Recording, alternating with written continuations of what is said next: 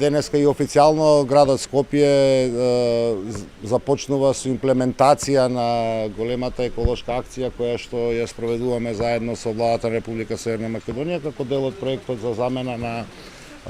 грејните тела на цврсто гориво, на дрво, јаглен и нафта со инвертери. Овдека сме во Сарај, каде што се отвара пункт кој што ќе биде отворен 2 дена, каде што имаме вкупно до сега 160 апликации, што би значило дека само во општина Сарај ќе имаме 160 помалку оджаци кои што ќе го загадуваат воздухот во оваа зима. Вкупно до сега во градот се пристигнати 4060 апликации, времено прекинавме со цел да ја апдейтираме целосната состојба, да ги информираме граѓаните, да бидеме целосно транспарентни во тоа кој ги исполнува условите. Како што може да видите на овој пункт овдека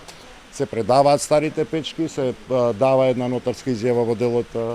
акцијата што ја спроведуваме при аплицирањето и по основ на така предадените стари печки се верификува дека може да бидат исплатени субвенциите на граѓаните. Тука сакам да напоменам дека во наредните 2 години согласно условите на повикот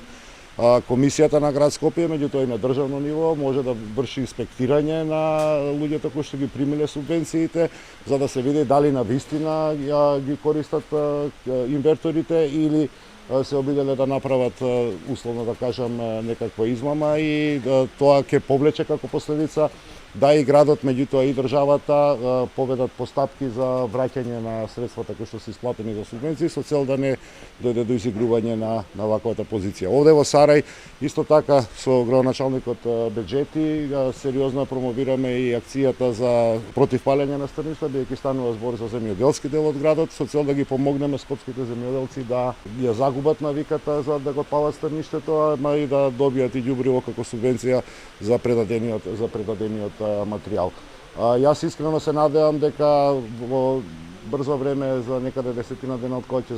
извршиме пресек на бројот на апликациите, ќе ја продолжиме акцијата и ќе биде исполнет целиот